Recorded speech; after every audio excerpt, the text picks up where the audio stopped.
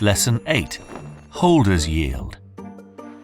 Kinesis takes a small percentage fee for spending KAU or KAG with your Kinesis card, sending to other Kinesis accounts, and an even lower percentage fee on all transactions via the Kinesis exchange.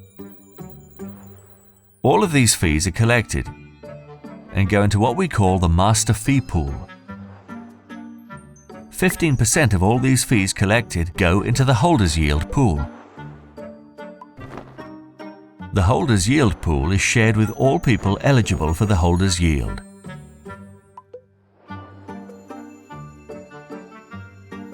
The holders yield is very much a passive yield, meaning once you've purchased your KAU or KAG, you simply just hold the metal.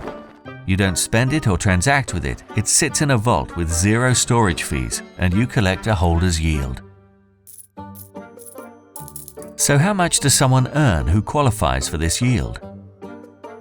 Imagine the total amount of KAU that's been purchased in the system is 900 KAU, and Susan decides to purchase 100 KAU. The total metal pool in existence is 1000 KAU, 1 kilogram of gold.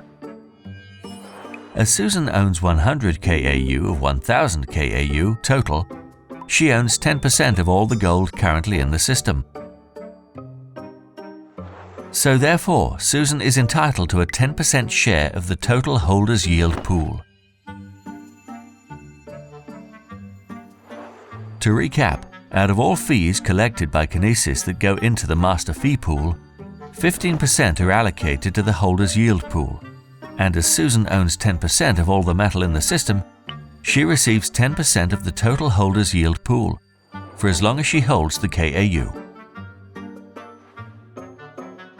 If Susan decides to transfer, send or spend any of these KAUs, as long as she initially minted them, that portion of her KAUs will move into activation and be attributed to her minter's yield.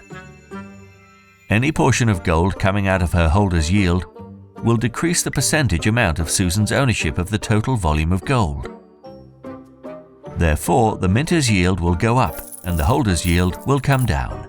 A holders yield rewards Susan for choosing to keep her savings or investment money in gold and silver, counteracting inflation and paying a fee-sharing yield on top of the price movement of gold and silver.